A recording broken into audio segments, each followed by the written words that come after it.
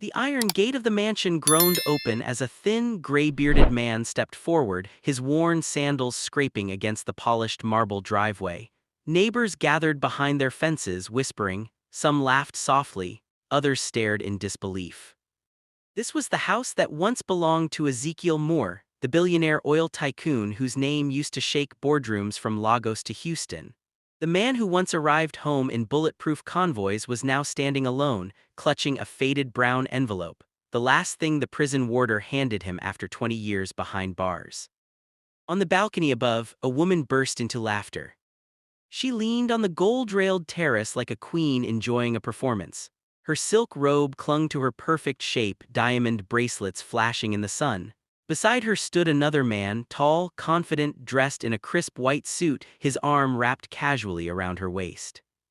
It was Vanessa Moore, Ezekiel's wife. And the man holding her was Caleb Johnson, Ezekiel's former best friend. "Look at him," Vanessa said loudly, her voice slicing through the silence. "The great Ezekiel Moore has returned." Caleb smirked. 20 years changed you, old friend." Ezekiel raised his eyes slowly. His face was calm, but the pain behind it was deep enough to drown a city. "This is my house," he said quietly. "I've come home." Vanessa clapped once, slow and mocking. "Your house," she repeated. "Oh, Ezekiel, you don't own anything anymore." She snapped her fingers. 2 security guards appeared, blocking the steps. "This mansion," she continued, "was sold years ago, along with the oil fields, the shipping lines, the hotels, everything." Ezekiel's hands trembled. "You couldn't have sold what wasn't yours." Vanessa leaned forward, her smile cold. "I was your wife and you were a criminal." The word hit harder than any prison punch. Criminal. That was how the world remembered him. The billionaire jailed for fraud, money laundering, and conspiracy.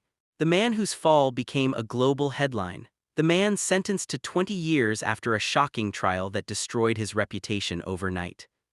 Ezekiel took a step forward. "You set me up." Caleb laughed. "Careful, Zeke, that sounds like bitterness."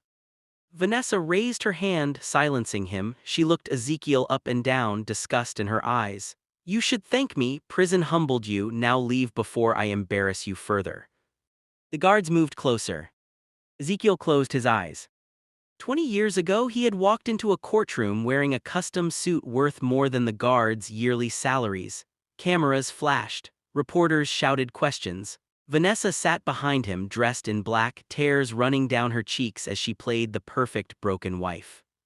That day was the beginning of his destruction. And standing there now, barefoot in his own driveway, Ezekiel knew one thing for sure: this nightmare did not start in prison. It started with love. The guards reached for him. "Stop," Ezekiel said. They hesitated, surprised by the authority still lingering in his voice. He looked up at Vanessa one last time. "Everything you took from me will return, and when it does, the world will know the truth." Vanessa burst out laughing again. "You're delusional." Ezekiel turned away, walking back through the gate as the crowd watched in silence. Some felt pity, others felt satisfaction, most felt nothing at all. Behind him the gate slammed shut. And with it the life he once knew. As Ezekiel disappeared down the road, memories flooded his mind, of how it all began when he was the most trusted businessman in the room and Vanessa was the woman everyone admired. Years earlier, Ezekiel Moore was not just rich, he was respected. Born to Nigerian parents in Detroit, Ezekiel built his empire from the ground up. Oil logistics, real estate, shipping. He believed in loyalty, family, and friendship. That belief made him powerful. It also made him blind. Vanessa came into his life like a miracle, beautiful, intelligent, soft-spoken. She supported his dreams, hosted charity galas, and stood beside him during interviews, smiling like a woman proud of her king. Caleb Johnson was always there too, his childhood friend, his brother in everything but blood, the man Ezekiel trusted with contracts, passwords, and secrets. What Ezekiel didn't know was that while he was building an empire, a trap was quietly being set around him. Bank records were altered. Fake documents appeared. Secret meetings were recorded. And one night, just one night, everything collapsed. Police stormed his office. Accounts were frozen. News channels exploded. Vanessa cried on live television, claiming she feared for her life. Caleb testified with shaking hands, saying he only wanted to tell the truth. Ezekiel watched his life crumble as the people closest to him drove the final nails into his coffin. The judge's voice echoed in his ears even now. 20 years imprisonment. The gavel hit. Vanessa fainted dramatically in court. Caleb hugged her, and Ezekiel was dragged away in handcuffs. Back in the present, Ezekiel walked alone under the burning sun, past streets he once owned, past billboards that used to carry his face. But deep inside him, something stirred. Because prison didn't just take 20 years from him. It gave him time. Time to remember every detail. Every lie. Every document. Every face that smiled while stabbing him in the back. And as he reached the end of the road and stopped beneath a broken streetlight, Ezekiel looked up, his eyes burning with quiet fire. Vanessa thought the story was over. Caleb thought the past was buried. But what neither of them knew was this. The man they humiliated had nothing left to lose. And the truth, once awakened, was more dangerous than any prison sentence. The real story was just beginning. Ezekiel Moore slept his first night of freedom on a wooden bench behind an old auto repair shop, the cold concrete pressing through his thin clothes. The city he once ruled no longer recognized him. Cars passed without slowing. Neon lights blinked like strangers refusing eye contact. Inside his head, however, the past would not stay quiet. Prison had stripped Ezekiel of comfort, dignity, and time, but it did not strip him of memory. Every night behind bars, he replayed the same moments again and again, searching for where everything went wrong. He remembered the first sign he ignored. Vanessa had changed.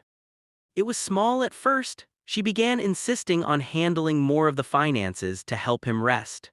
She suggested moving certain accounts under joint control. She smiled sweetly while signing documents she barely explained. Ezekiel trusted her. After all, she was his wife. Caleb encouraged it too. "Bro, that's partnership," Caleb had said one evening in Ezekiel's private study. "Strong men delegate." Those words echoed bitterly now. Ezekiel remembered the night everything snapped into focus, too late to stop it. He had returned early from a business trip to Houston and found Vanessa whispering on the phone in the bedroom. When she saw him, she jumped, quickly ending the call. "Who was that?" Ezekiel asked casually. She smiled, "A charity donor." He believed her. That same week, federal investigators showed up. They arrived with warrants, files, and evidence that made no sense. Offshore accounts Ezekiel had never opened, transfers he never approved, audio recordings of meetings he never attended.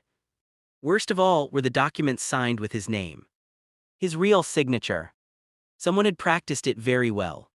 The trial was swift and brutal. Prosecutors painted Ezekiel as a greedy, heartless billionaire who laundered money through fake charities. They showed videos of Vanessa crying, saying she trusted her husband completely. Caleb testified as the key witness. "I warned him," Caleb told the court, voice trembling, "but he said I should mind my business." Ezekiel stared at him in disbelief. That betrayal hurt more than the sentence. In prison, Ezekiel lost everything. His mother died while he was locked away. His appeals were denied. His name was dragged through the mud until even inmates mocked him. Yet prison also gave him something unexpected. Silence. Time to think. Time to notice patterns. Time to connect dots no one else bothered to look at. Ezekiel began replaying Caleb's testimony in his head, line by line. He noticed how Caleb always knew details before investigators mentioned them, how his timelines were too perfect, how he avoided eye contact when discussing financial transfers. Ezekiel also remembered something else, something small but important. Vanessa hated prison visits. She came only twice in 20 years. On her second visit, she looked healthier, richer, freer. She wore expensive perfume and gold earrings Ezekiel had never bought her. She leaned across the glass and whispered, "You should accept what happened. Fighting it only makes you look guilty." That was the moment Ezekiel stopped begging for help. Instead, he started watching. In prison, Ezekiel befriended men society forgot: hackers, accountants, ex-bankers, lawyers who fell from grace. He listened more than he spoke. One of them was an old man named Leonard, a former forensic auditor. Leonard once leaned close during yard time and said, "Your case stinks." Ezekiel froze. "What do you mean?" "Paper trails don't lie," Leonard said, "but people can redirect them. Whoever framed you understood your systems better than you think." That sentence kept Ezekiel alive. When Ezekiel was released, he expected nothing. What he didn't expect was humiliation at his own gate. Sitting on the bench that night, Ezekiel clenched his fists. Vanessa had not only betrayed him, she had erased him. But she made one mistake. She underestimated what prison turned him into. At sunrise, Ezekiel stood and walked to the edge of the street. He cleaned his face at a public tap and adjusted his shirt. Then he did something no one expected. He went to the public records office. The clerk barely looked at him as she handed over property filings. What Ezekiel saw made his heart race. The mansion had been sold, yes. But not to a stranger. It was sold to a shell company registered overseas. A shell company connected to Caleb Johnson. Ezekiel smiled faintly for the first time in years. That same day, he visited an old building downtown, a forgotten office he once used during his earliest business days. The sign was gone, the paint peeled, but the lock still worked. Inside coded everything. Ezekiel sat at the desk and whispered, "Let's begin." He made calls from an old prepaid phone. People who owed him favors. People who disappeared quietly after his arrest. One by one, voices responded. Surprised. Curious. Careful. Ezekiel didn't ask for money. He asked for information. And information began to flow. Bankers confirmed irregular backdated transfers. A former assistant revealed Vanessa demanded access codes weeks before the investigation. A retired judge hinted that evidence had been unusually well prepared. By nightfall, Ezekiel knew one thing. The trap that ruined him was not random. It was carefully planned. And it involved love, greed, and a friendship that turned poisonous. As Ezekiel locked the office and stepped back into the street, he felt the weight of the city differently now. This place had chewed him up. But it also hid the truth. And he was ready to dig. Somewhere in the city, Vanessa was laughing in silk sheets. Caleb was drinking expensive wine. They thought the story ended with Ezekiel's release. They were wrong. Because the man they buried was quietly standing back up. And the first crack in their perfect lie had already appeared. 3 weeks passed, and Ezekiel Moore remained invisible to the world that once worshipped him. He kept a low profile, moving between cheap motels and abandoned offices, wearing simple clothes and speaking little. But beneath that quiet surface, a storm was building. Every day, more pieces of the past slid into place. One evening, Ezekiel sat across from a woman named Denise Carter in a dim diner on the outskirts of the city. Years ago, Denise worked as a junior compliance officer at one of Ezekiel's banks. She was fired shortly after his arrest. She stirred her coffee nervously. "I never thought I'd see you again," she said. "I never thought I'd be free," Ezekiel replied calmly. Denise leaned closer. "After you went to prison, certain files disappeared, internal audit flags, objections I raised, they were wiped." "By who?" Ezekiel asked. She swallowed. "Orders came from the top, from your wife and Caleb. They said you approved everything." Ezekiel closed his eyes for a moment. The betrayal no longer shocked him, but hearing it confirmed still burned. Denise continued, "I saved copies, not everything but enough to show manipulation. I kept them because something felt wrong." That night, Ezekiel walked back to his motel holding a flash drive that felt heavier than gold. Inside it were logs, timestamps, and internal emails that directly contradicted Caleb's testimony. Evidence that Vanessa had accessed accounts she later claimed she knew nothing about. But evidence alone was not enough. Ezekiel needed leverage. Meanwhile, in the mansion that once bore Ezekiel's name, Vanessa lived comfortably, believing the past was sealed forever. She hosted charity dinners, smiling for cameras, playing the role of the woman who survived a monster. Her reputation was spotless. The media praised her strength. Investors trusted her leadership. Caleb had moved in officially. They were no longer hiding. One night, as rain tapped against the mansion windows, Vanessa stood before a mirror, removing her jewelry. Caleb watched from the bed. "Do you ever think about him?" he asked casually. Vanessa scoffed, Ezekiel, he's finished, 20 years broke him. Caleb hesitated, what if he talks? She laughed, who would listen, the world already decided who he is. But even as she spoke, a strange unease settled in her chest.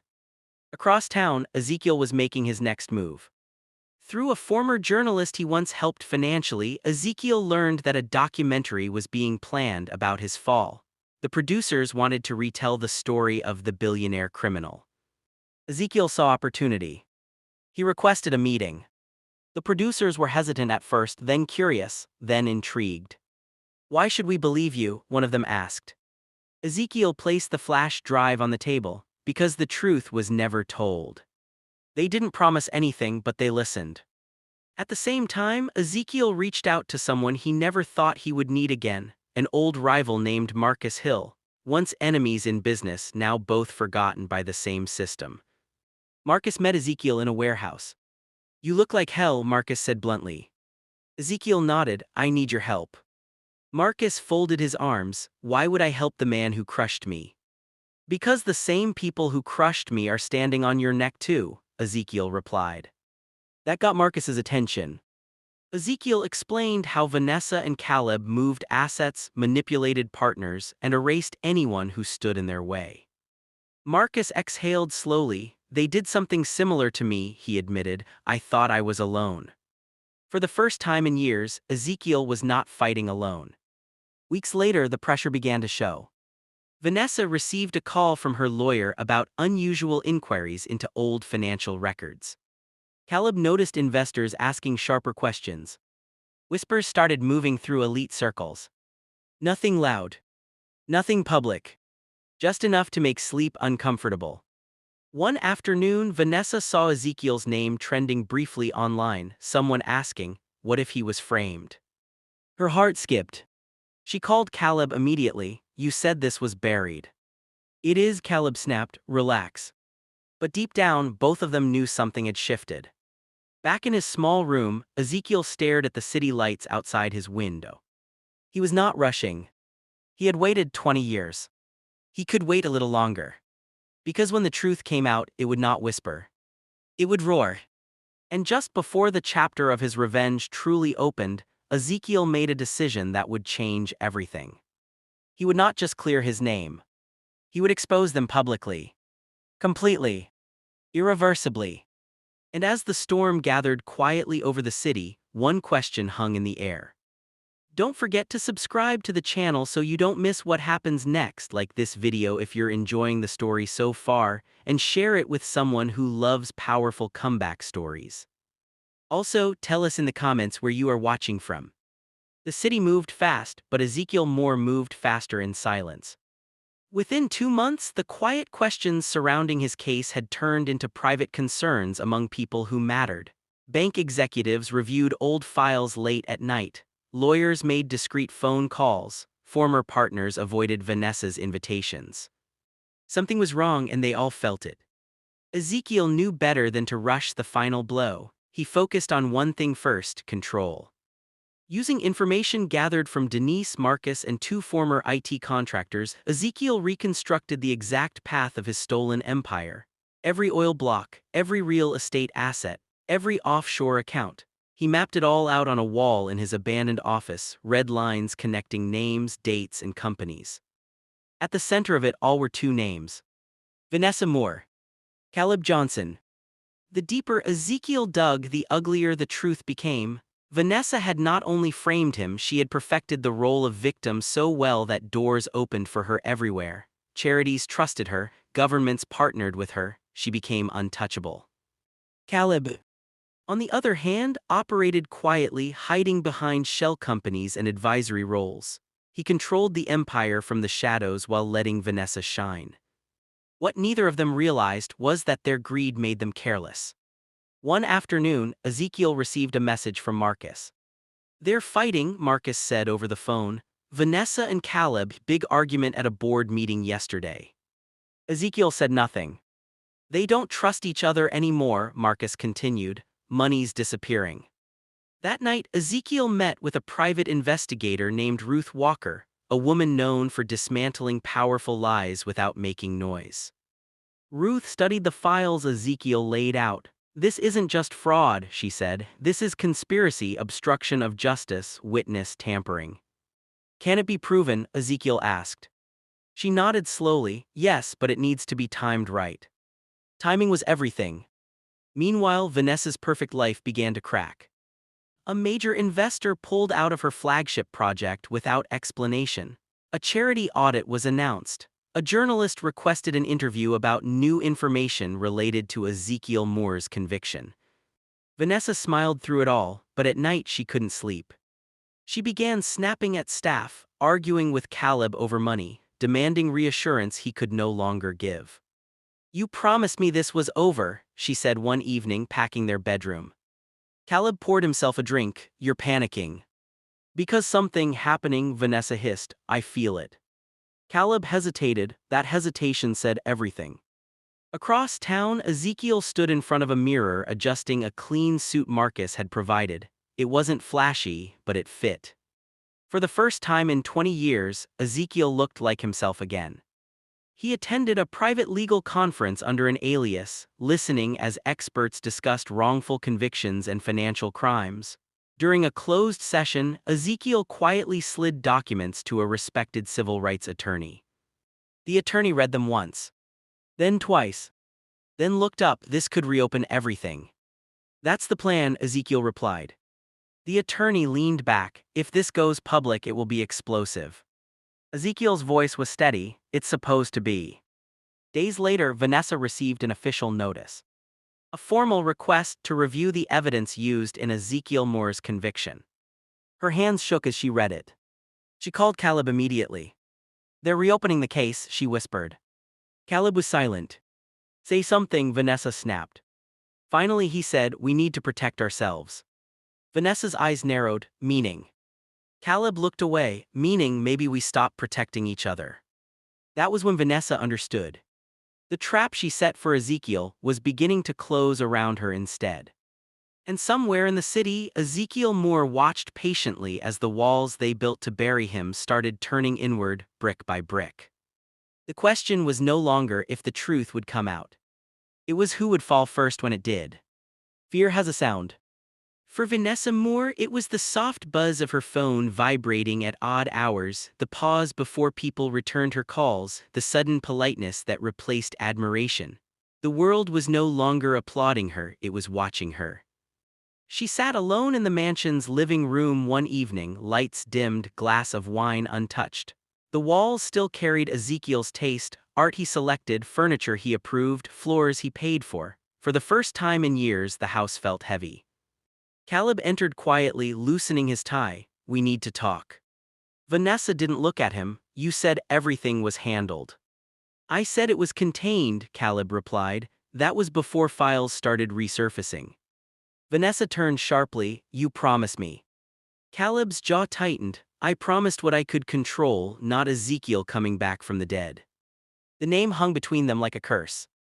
Across the city, Ezekiel Moore sat with Ruth Walker in a small conference room studying a timeline projected onto the wall. Every date was deliberate, every delay intentional. They're turning on each other, Ruth said. That's good for us. It's not enough, Ezekiel replied. They need to expose themselves. Ruth nodded. Then we push. She slid a document across the table. It was a formal request for deposition. Caleb Johnson was being called to answer questions regarding inconsistencies in his trial testimony. Ezekiel allowed himself a slow breath. He won't handle pressure well. Caleb didn't. The night he received the notice, he drove aimlessly for hours, replaying his courtroom lies in his head. He remembered how confident he felt then, how untouchable. Now every lie felt like a rope tightening around his neck. Vanessa noticed the change immediately. You're avoiding me, she accused the next morning. Caleb snapped, because you're a liability. Her eyes flashed. Excuse me. You wanted everything, he said. The house, the power, the attention, now it's falling apart. Vanessa laughed bitterly. Don't act innocent, you were happy to testify. Caleb stepped closer. Careful, I can still tell the truth. Silence. That was when Vanessa realized something terrifying. Caleb was no longer loyal. And loyalty was the only thing keeping her safe. Meanwhile, the first leak hit the media. A respected legal analyst published a piece questioning the strength of the original evidence used to convict Ezekiel Moore. It didn't accuse anyone outright, but it planted doubt. Doubt spread fast. Former employees came forward anonymously, questions multiplied, a narrative once considered closed began to unravel. Ezekiel watched it all from a distance. He remembered the courtroom, the laughter behind his back, the gavel.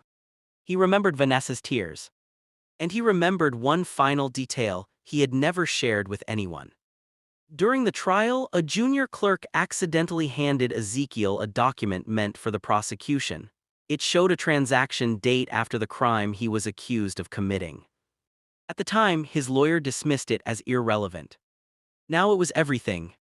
Ezekiel handed the document to Ruth. This ends it. She read it slowly, eyes widening. This proves fabrication. Yes, Ezekiel said, and it proves intent.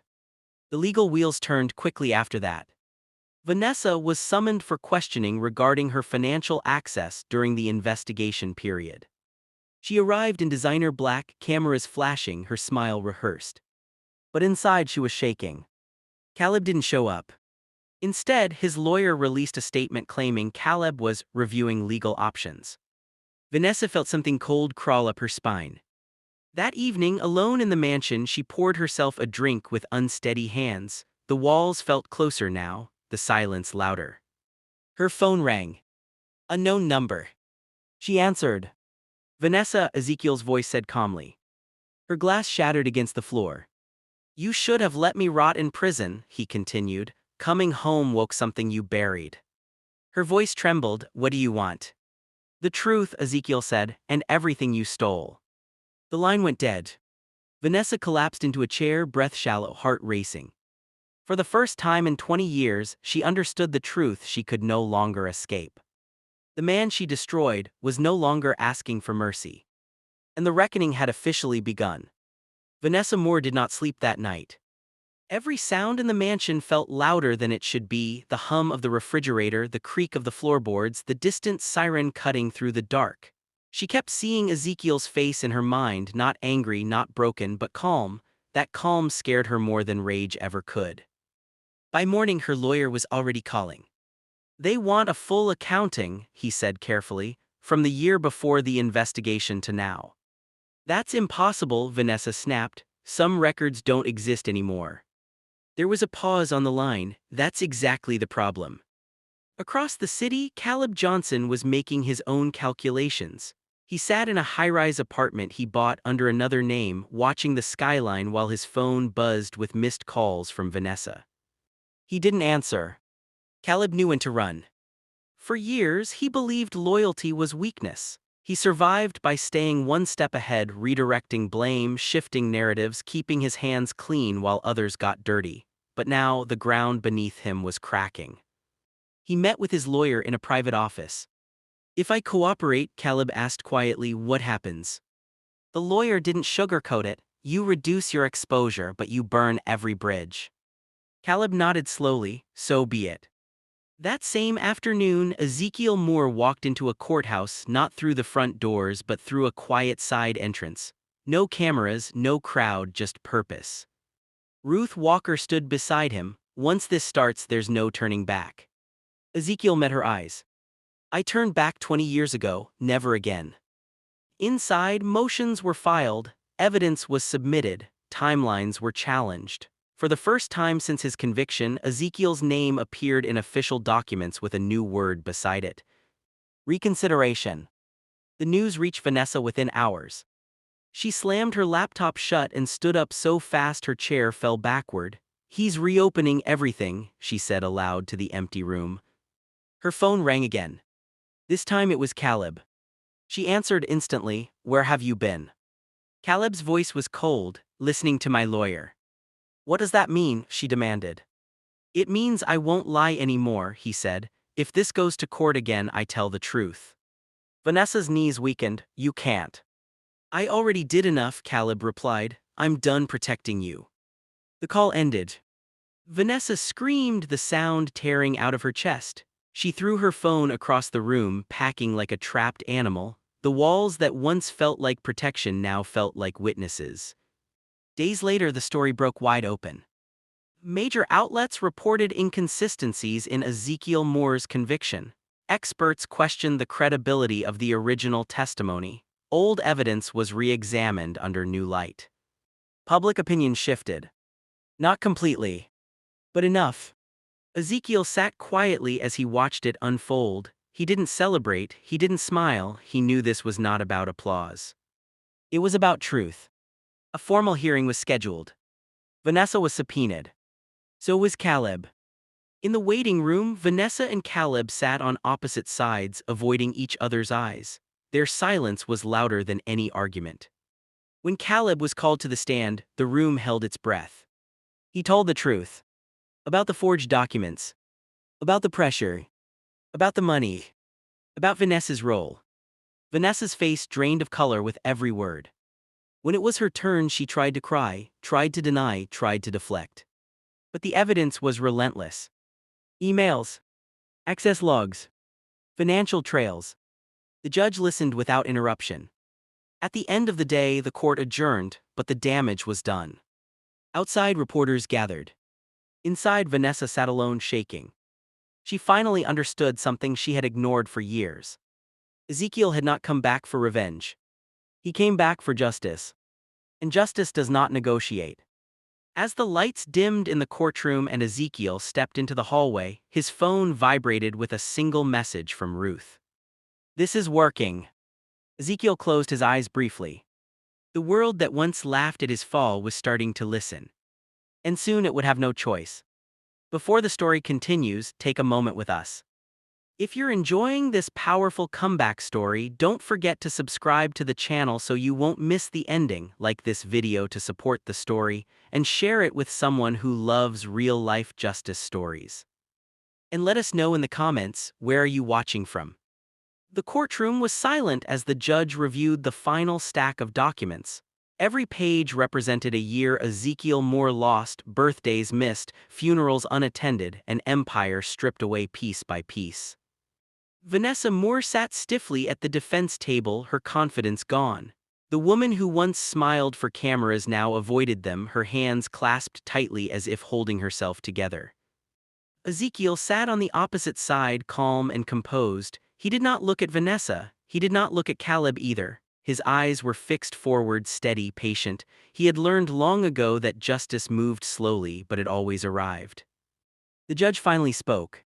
"The evidence presented establishes a clear pattern of conspiracy, falsified financial records, and perjured testimony," he said. "This court finds that Mr. Ezekiel Moore's original conviction was based on manipulated evidence." A murmur rippled through the courtroom. Vanessa's lawyer stood abruptly. "Your Honor." The judge raised his hand. "Sit down." Vanessa's face collapsed. "Furthermore," the judge continued, "this court orders the immediate vacating of Mr. Moore's conviction." The words echoed. "Vacated." Ezekiel exhaled slowly. He did not celebrate, he did not smile. 20 years could not be returned by a sentence. But the truth had spoken. Caleb Johnson was the first to be escorted away. His cooperation had reduced his sentence but not erased it. Handcuffs clicked shut around his wrists as cameras flashed. Vanessa watched him go, realization hitting her all at once. She was alone.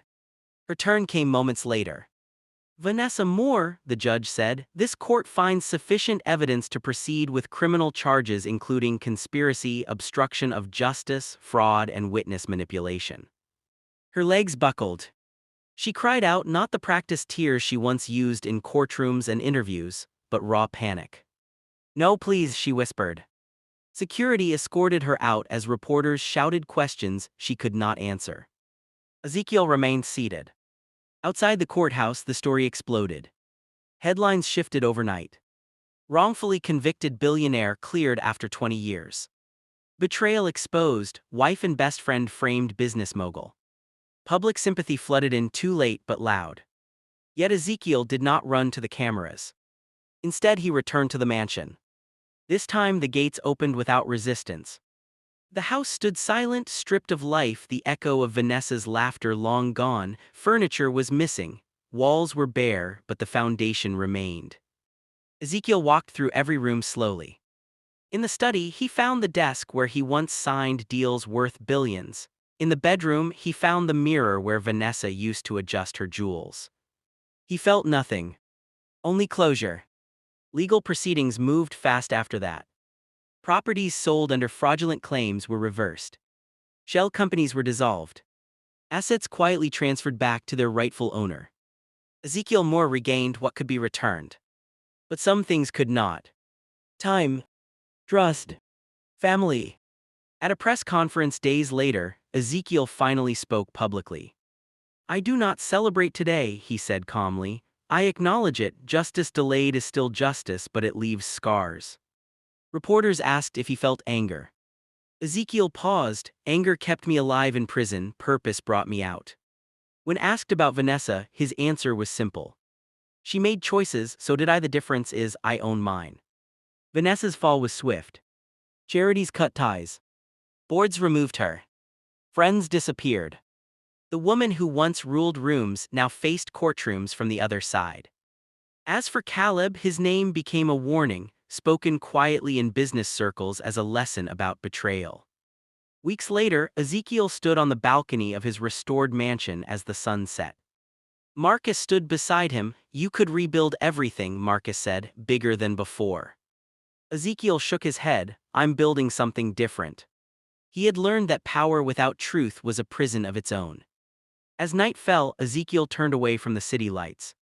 The story that once ended with handcuffs and shame was not over yet. The rain fell softly on the city the morning Ezekiel Moore made his final decision. From the balcony of the mansion, he watched workers restore what had been neglected, repairing gates, repainting walls, fixing broken lights.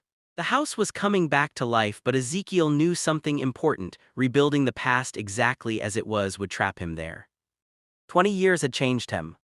Power no longer excited him the way it once did. Applause felt hollow. What mattered now was meaning. Inside a quiet courthouse miles away, Vanessa Moore stood before a judge again, this time without cameras praising her strength, without lawyers spinning stories. The evidence was undeniable: bank trails, witness statements, confessions. The sentence was firm: prison. As the gavel struck, Vanessa's shoulders slumped. The trap she set for her husband had swallowed her whole. The reputation she destroyed had been restored while hers was erased. Caleb Johnson received his own sentence shortly after, reduced for cooperation but heavy enough to mark him forever. The best friend who sold loyalty for comfort now faced years of regret with no one to blame but himself. Ezekiel did not attend either sentencing.